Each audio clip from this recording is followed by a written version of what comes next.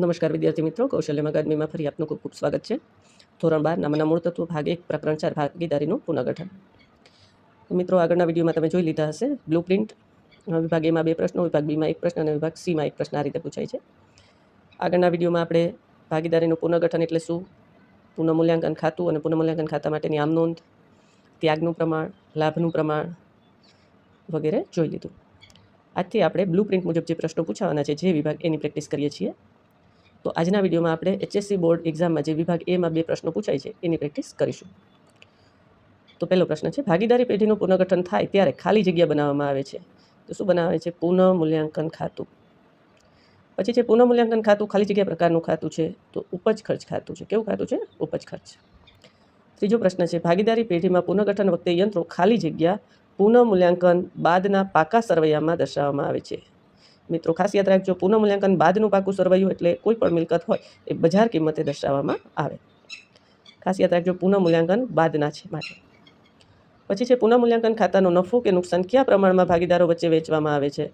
તો જૂના નફા નુકસાનના પ્રમાણમાં.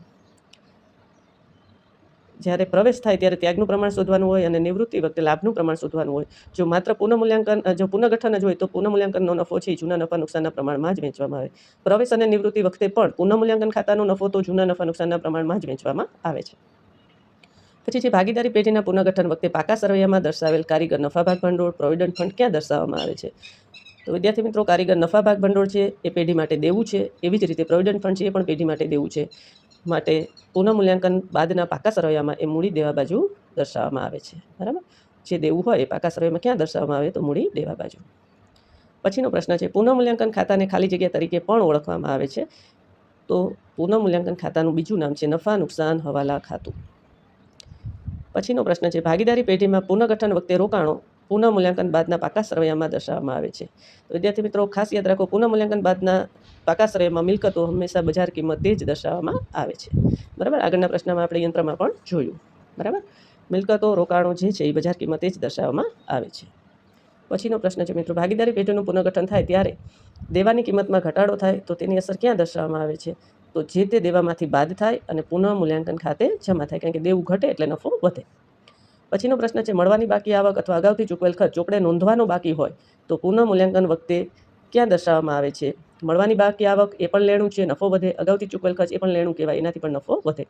તમે આગળના વિડીયોમાં જોયો હશે તો મેં તમને સમજાવેલું છે કે કોઈ પણ વ્યવહારથી નફો વધતો હોય તો પુનઃમૂલ્યાંકન ખાતે જમા સાઈડ આવે.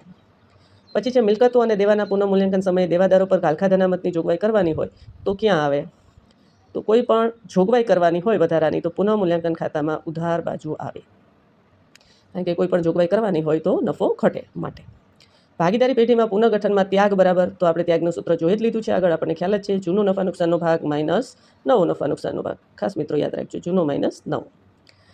પછી છે, ભાગીદારી પેઢીના પુનર્ગઠન વખતે પાકા સરવૈયામાં દર્શાવેલ સંશોધન વિકાસ ખર્ચ ક્યાં દર્શાવવામાં આવે છે? તો ભાગીદારોના મૂડી ખાતામાં ઉધાર બાજુ. શા માટે? સંશોધન વિકાસ ખર્ચ એ પ્રસારિત મહેસૂલી ખર્ચ છે. બરાબર, પ્રસારિત મહેસૂલી ખર્ચ છે એ ભાગીદારોના મૂડી ખાતામાં ઉધાર બાજુ નોંધવામાં આવે છે.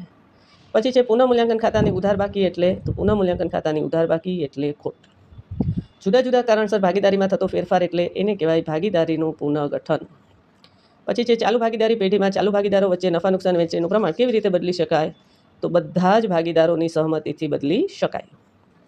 નીચેનામાંથી કઈ એકત્રિત નફાની બાકી છે? તો અનામત ભંડોળ. અનામત ભંડોળ છે એ એકત્રિત નફાની બાકી છે. પછી છે, ભાગીદારી પેઢીના પુનર્ગઠન વખતે પાકા સરવૈયામાં દર્શાવેલ એકત્રિત નફો ક્યાં દર્શાવવામાં આવે છે? તો જે એકત્રિત નફાની જેટલી બાકી હોય એ ભાગીદારોના મૂડી ખાતામાં જમા બાજુ જૂના નફા નુકસાનના પ્રમાણમાં વેચવામાં આવે છે.